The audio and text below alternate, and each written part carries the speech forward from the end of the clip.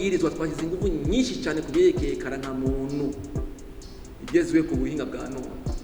Ibi bya titre foncier byose, ibi byo kuriha abarimyi bikawa dukoresheje ubuhinga bwa none, ibi by'ibigori, ibi by'ifumbire byose dushaka dukoresha ubuhinga bwa none, kuko nk'ubu dukoresheje nk'ijya systeme Burundi Pay muri berbe bizotuma ata noti dukoresha ngo bidusaba amafaranga yo kuza kuzihinduza. Nama ndabivuga ngaha misi yose, ugiye kuraba nko muri budget ya berbe usanga harimo linye y'amafaranga aza gusubiriza yandi kandi n'amamiliyari. Nk'ubu mwarabonye ko inoti y'ijana itakiboneka, bisaba yuko bakomanda iyindi sohoka, ibyo bidutwara amafaranga. Mugaye tuba dukoresha ubuhinga bwa none, inoti nizosaza ngo zitume dutwara amafaranga. Nuko tuvuga ati iyo process ya 5.5% izova he ahanini, ni ibihereye turi kwirakora bizotuma iyo croissance tuyishika uyo musaruro. Nuko leta yishize imbere yuko tugira ikintu cya relance de l'économie y'u Burundi à travers la poursuite des grands programmes et projets dans le cadre ya mise en œuvre ya PND. Navyo bibonekera he? Bibonekera mu vy'uburimyi. Iyi intensification ya production agricole irige avec le projet PND, turabona za Nyanzarake, turabona za Giharo, turabona za Hehe. Ubu avec le projet BRIDEF na Banque Africaine de Développement, n'izi za Kajeke na Banque Mondiale iradufasha turabe ngene Kajeke isubira gukora indarayi. Ubu rero ni ikintu kiko kiratangura, ko baratangiye kubaka muri base vie aho bizoca hose bigiye gutangura, kuko avance de démarrage yonyene kumurazi ko bizotwara muri yarindi 1.17.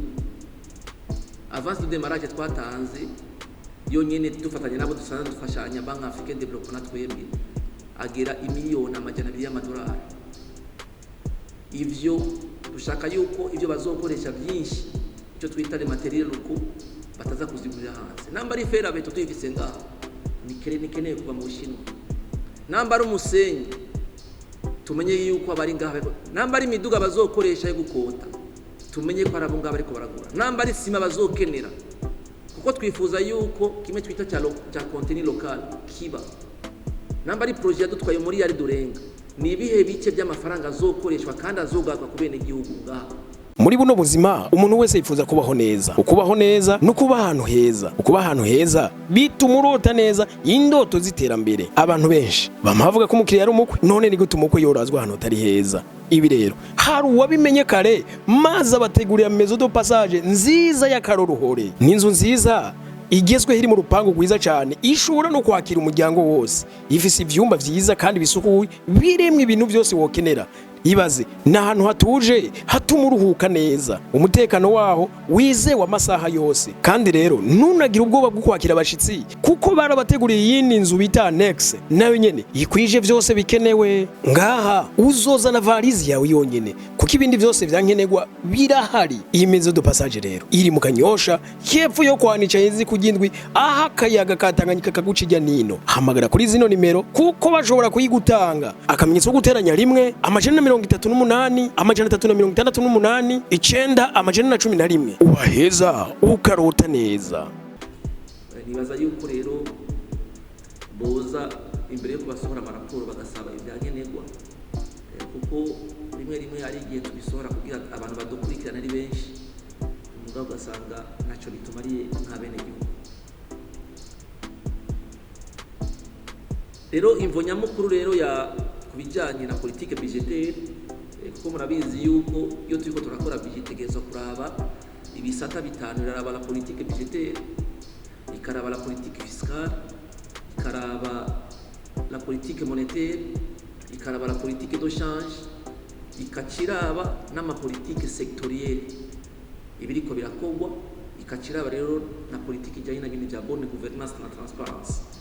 Aha rero kubijanye na politique budgetaire ngina amafaranga leta yatunganije yifuza kuyakoresha, nuko imvo nyamukuru dushimikira kuri iki kintu cya sustainabilité budgetaire. Namba nashizemo ikintu muri budget, banzi neza ko zoronka amafaranga gishira mu ngiro. Cyo tuma tugira ikintu cya renforcement de la soutenabilité budgétaire, il y a en cohérence avec les critères de convergence de l'EAC, kuko turafise ibyo twiyemeje mu karere. contract coto d'inflation tategezwa kurenza 8 ubu turi kuri 10 kuko tugaraba ngabanuka ibi bya deficit budgetaire ibi bya inflation na kivuze n'ibindi ibyo yo tegezwa kuraba yuko tutari ko turajya uruhande. Ikindi tegezwa kuraba iyi politique budgetaire turiko turakora irajyanye na wa mugambi wo kunagura ubutunzi kimwe cya stratégie de la stabilisation macroéconomique. Hama tukaca turaba yuko ibyo twashizemo n'amadeni tuzofata koko tuzoyariha aya ma exigence de la viabilité de la dette publique. Cengenda rero tuvuge le contexte twateguye amafaranga leta izokoresha nuko twihaye turaba ibintu byose biri muri none guro tubishize hamwe tukabishira muri modele y'iwacu idushoboza kumenya kakarusho mariko muravuga en termes de croissance économique. Tubishize hamwe rero tukabishira muri zo modele z'iwacu turabona yuko bikozwe byose bikagenda neza taux de croissance tuba dufite taux de croissance ya 5,5%. Mu gihe muri no mwaka wa 25-26 taux de croissance tuba twakoreye ya 4,7%. Mwarabonye na raporo FMI yasohoye ni biri kure kuko bobo les prévisions zabo ziri kuri 4,1. Bobo baracyavuga ati naho bimeze gutyo hari ibintu bimwe tubona bitameze neza mugabo twege ninguvu turiko turakora turabona yuko iyi croissance ya 4,7 tuzoshika. Ubu rero muri 2025 2026-2027 ito de croissance tukoze twese hamwe tugashira inguvu hamwe ito de croissance ya 5,5% turashobora kwishika. Ikindi nuko tuvuga ati iyo croissance ya 5,5% izova he hanini ni ibihereye turi kwirakora bizotuma iyo croissance tuyishika uyo musaruro. Nuko leta yishize imbere yuko tugira ikintu cya relance de l'économie y'u Burundi à travers la poursuite des grands programmes et projets dans le cadre ya mise en œuvre ya PND. Navyo bibonekera mu vy'uburimyi. Iyi intensification ya production agricole iri avec le projet PND turabona za Nyanzarake, turabona za Giharo, turabona za Hehe. Ubu avec le projet BRIDEF na Banque Africaine de Développement ngizi za Kajeke na Banque Mondiale iradufasha turabe ngene Kajeke isubira gukora kugira tushiye kwagura aho turima dukoresheje amazi cyane muri ya saison C. Mu kubandanya ibyo gushora hanze ubutare mu kubandanya ibyo dushora hanze nk'amavuka nibibe ururimbo koko imiliyoni 2 z'amatoni muri 2027 zizobe ini reality kandi dushore ubwoko bushobora kuzana amafaranga. Aha muraza kubona yuko ikawa iyi zone yose izoronka imivyaro pepiniere 3 kw'izone ni pepiniere 3 kw'izone zivoka tukaya dushiraho abafundi b'indimo babafasha bijya bya greffage kuko politike y'umugambwe watsinze amatora ibonekera mu migambi leta iri kwirakora ko umugambi uri ku butegetsi wabishize imbere leta iri kwikurikirana gute ko birakurikirana kuko abene gihugu ari gihe udasanga batarumwa encadrement ikwiye ikawa ukunyene. Hanavuze ibyo dushora hanze n'abandi ziya za pachuriniki ari ibintu bishobora gukorwa n'aba privé turiko tubakompanya gute. Mbone rero nakaje ko kumenyesha vuba tuzogira ikiganiro n'umushikanganje wa mbere na CRDB turafise amafaranga ashika miliyari amajana 3 ari muri CRDB ya leta.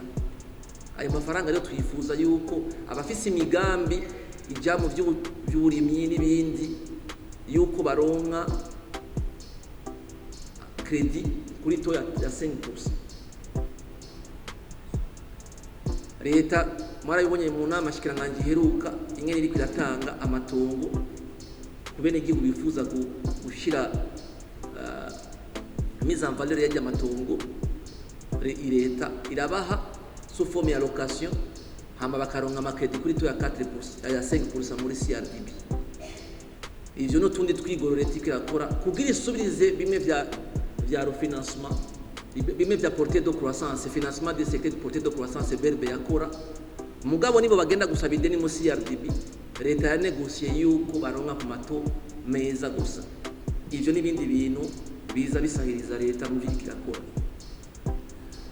Iki cibarabara y'indarayi ubu rero ni ikintu kiko kiratangura ko baratangiye kubaka muri base vie aho bizoca hose bigiye gutangura kuko avance de démarrage yonyene kuko murazi ko twari muri yarindi 1.17 avance de démarrage twatanze yonyene dufatanye nabo dusanzwe dufashanya Bank Africaine Development twebwe agera imiliyoni $200 y'amadolari.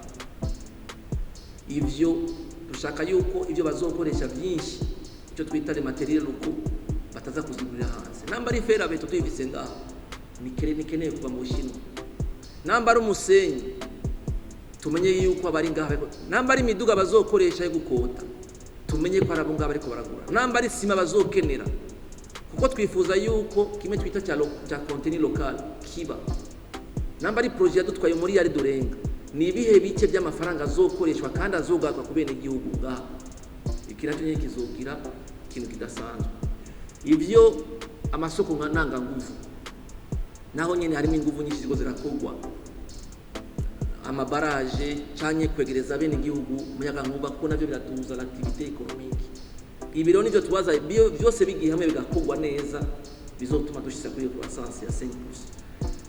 Rero mu majambo avunaguye ivyo tuca tubizara muri ma projection yiwacu hanyuma tukacha twiha ama hypothèse ya mbere twakoreye ko ni ya renforcement ya autosuffisance alimentaire, byo gushiramo amagropole, la mise en commun des terres cultivables, les programmes de subvention des fertilisants n'ivya amasemences améliorées. Amasemences améliorées, il faut pas que tuguma tudepanda na ma importation tuzana. Bajye bagwiza mbuto bari ngaha turiko tubashikira muri izabu turiko tubashikira turabe yuko ziya mbuto tugura nyinshi twazigabanije ko zitwara amadolari menshi cyane. Hypothèse ya kabiri twakoreye ko nuko tu diversify ama exportation yiwacu na bivuze ibi byo. Hypothèse ya gatatu nibi bya energie mine na artisanat. Hypothèse ya kane la construction na entretien des infrastructures d'appui à la production. Iyindi hypothèse ikurikira twakoreye ko nuko l'amélioration de l'accès aux soins de santé de base na protection sociale. Na protection sociale murabona yuko bijya byuko abakukuruke bazoronka akarusho amategeko yose ariko aregerana ababaza kwivuza ku buntu navyo nyene. Ikindi nikijanye no gukingira ibidukikije no gutunganya neza le territoire yiwacu kuko marabonye mu nama shikiranganje ko twaragishizeho ujya comité national d'aménagement territoire n'ibiki kugira tumenye igihugu dufite ari gitoyi gitunganijwe gute, aho bazorima ni hehe, aho bazokwimbura ubutare ni hehe, aho bazoshira amahinguriro ni hehe, aharekuriye kubaka ni hehe, aho abantu bazoruhukira ni hehe. Tube dufise igicapo gituma abantu iyo bari barakora imigambi bataza gukora imigambi badafise intumbero. Nk'ubu turafise akarero k'ahantu bashinze antenne y'umuhora wa Econet kandi aho hantu hariho ubutare. Uno munsi dusaba amarashiki miliyoni n'amajana 2 kugira twimure iyo antenne twitwara hano. Iyo tuba dufise igicapo kuva kera abantu bari kuja kubaka aho hantu cyangwa abantu baje kubaka nko mu Cyarama tuzi ko kera ariho haba umuceri haba iki byose. Ibyo byose bivana n'ingene igihugu kiba gitunganijwe. Ikindi naco mu ma hypothèse twakoreye ku kintu kijanye na transparence budgétaire na bonne gouvernance niki cya décentralisation des services publics. Bijya mwabonye umwaka wese twatanguje by'amakritere mu kuriha abantu amariyere niki ni kugira kila muntu wese ariwe nibazana facture nibavuye mu mushikiranganje yarishingo kubera nakari umugenzi wiwe uko bavuka hamwe oya amarana ya leta kila muntu wese tegeza kuya ko access. Icyo rero tushaka tubasabe nk'abashinga amateka muze muradushigikira kuko biraduteranya cyane n'abantu. Mwarabibonye mu bigori ngo mwase kuriha abantu, twe twanga kuriha abantu tutabona intonde. Mwarabibonye mu ikawa kuko tsohora amafaranga nuza abagiye kurihwa. Iyo dusabye ati ni muduhuru tonde gwa barihwa nituba twanga abo bantu tuba dushaka yuko turiha abantu ubu muri za ARB tuba dufise urutonde rw'abantu barihwa ngo nabona bamanitansioneri ngo mu misozi gusohora amafaranga ntuzi ko aba bantu babaho canke batabaho. Muri Obuha nico kimwe. Rero yo turiko turasaba ivyo bintu byose ni kugira dutanga umuco. Amafaranga yatojwe yagiye kuriha ibintu vyo nivyo tuba turiko turakora. Rero ivyo biraduteranya n'abantu nk'uko umenga amafaranga turiko turatunganya umenga ni gwacu. Oya na y'igihugu twe gusa tuza gushira mu ngiro ivyo amategeko badusaba. Nibi vy'itariki 10 tuvuga kuya tugabanye ivyo birarane. Nkuba ari abantu batabibona neza nuko tuba dukoza amakosa. Mugabo ni itegeko biri muri loi organique. Biratubwira neza yuko itariki 30 z'ukwa kane atangajima budgetaire isubira kuba. Itariki 10 atariki dasho iba kugira duheberebe iminsi 200 yo kuriha abantu bose nizivuye ngo ivyuma ngo byanse kuko naho nyene bije ari byinshi. Lo system iraremegwa connection gasanga nikora neza naho tuba twifuza kubikora nitubikore. Nico tuba dusaba umwanya ukwiye. Ikindi dushimikira ko twakoreshimike ko mu hypothèse nuko ibijanye n'imigenderanire n'aba dusanzwe dufashanya ibikorwa by'iterambere iri kwiraba myiza. Twibaza yuko uburyo buzoduga. Twibaza ko amafaranga turonka ama unité de projet yacu azoyakoresha neza tugire dushoye kudekesa. Ikindi twakoreye ko mu hypothèse ni modernisation ya gestion des finances publiques. Aho tutegezwa gushiraho ubuhinga bwa none kuraba ngene turi haya ama système de paiement ngene dutoza amafaranga muri obere muri finance ngene dukoresha ubuhinga bwa none mu kujera amafaranga ibintu byose. Digitalisation des services publics. Muri ino bwirizwa twashyize ingufu nyinshi cyane kubyerekeye karanga muntu igezwe ku buhinga bwa none. Ibi bya titre foncier byose ibi byo kuriha abarimyi bikaba dukoresheje ubuhinga bwa none. Ibi by'ibigori ibi by'ifumbire byose dushaka dukoresha ubuhinga bwa none kuko nk'ubu dukoresheje nk'ijya systeme Burundi Pay muri BRB bizotuma ta noti dukoresha ngo bidusaba amafaranga kuza kuzihinduza. Nama ndabivuga ngaha misi yose ugiye kuraba nko muri budget ya BRB usanga harimo linye y'amafaranga aza gusubiriza yandi kandi n'amamiliyaridi. Nk'ubu mwarabonye ko inoti y'ijana itakiboneka bisaba yuko bakomanda iyindi soka ivyo bidutwara amafaranga. Mugaye tuba dukoresha ubuhinga bwa none inoti nizosaza ngo zitume dutwara amafaranga yo gusubiza. Ikindi dushimikira ko nico guhimiriza abanyamitahe y'ababongaha mu gihugu canke y'abava hanze mu gushiraho uturusho tumwe twotuma bazana amafaranga. Nabivuze nkitangura canke bimejeje kuvuga yuko iyi convention twasinye na CRDB yuko abantu baza kuronka amafaranga kuri tonziza ni kugira abanyamitahe baze koroherwa. Ibi twavuze yuko nk'izi societe za leta zigenda kuba kote ya la bourse kugira bagurishe amaction yabo abanyagihugu bashiye mu mafaranga navyo nyene ni bituma yuko tugabanije amakori ni bituma bagenda bakazana amafaranga abari mu nzu. Hama twadushimikira ku bisata bizana umusaruro twita ama secteur porteur de croissance. Hypothèse twakoreye ko ari nayo ya nyuma nayivuze ni iki kintu cya resserrement de la politique monétaire à travers un cadre de politique monétaire basé sur le ciblage de l'inflation. No kuvuga yuko BRB bitegezwa kujwa role yayo kuko ni ijejwe kurengera ikintu cyitwa inflation. Ibonye ko amafaranga ari menshi ariko arasirikira ni biki ikora kugira yagarukane muri système bancaire. Irafise rero ibikoresho bitandukanye ikoresha icyo turagikoreye natwebwe tukavuga ati muri leta nimuze muraduha ama avance. Reka tubanze twigwane ko tutororoka aya mafaranga twotoza aza gufinansa ekonomi wacu. Ayo niyo hypothèse manini twakoreye ko tuyashyize mu ngiro neza. Turibaza neza yuko itodo de croissance ya 5% tuzoyishika. Aha rero biba bikenewe rero yuko ibwirizwa nk'iri rije tumenyesha intunganyo nshasha zijanye n'amakori mashasha agiye n'intunganyo nshasha twashizemo zingena amafaranga ya leta azokoreshwa. Tubimenyesha abantu bose biciye muri cya kintu twita budget citoyen. Ntihagire umuntu azovuga ati iri tegeko sinari nzi ko ryahindutse sinzi ko itegeko ryari rihari. Hama tukerekana mu mategeko mashasha zana amafaranga afise akarusho akahe nayahe mafaranga mashasha tuzokwegeranya kuko nk'ubu deba iri kwiraba ngo budget y'igihugu yavuye kuri 5 miliyari wigiye ngo kuri 7 miliyari. Uyo muntu yagiye kuraba intunganyo nshasha twashizemo zizana amafaranga mashasha tutara dutuza. Ico rero ni ikintu gikomeye cyane umuntu yoraba canke arabati muri ya politique ya gestion de la dette ko twiyemeje ko tuzogabanya imiliyarde 200 mu kuriha muri za 7000 miliyari. Nk'icyo nacyo yagiye kuraba mugabo bagafatira muri rusange. Muri intunganyo rero hariho ama disposition amwe yagiye arahinyanyugwa yari muri ibwirizwa risanzwe rihari, twabonye ko atagenze neza asaba iminyanyo. Hariho n'ayandi rero yagiyemo ari mashasha kugira dushoboye kurenforcer le contrôle na mobilisation de recettes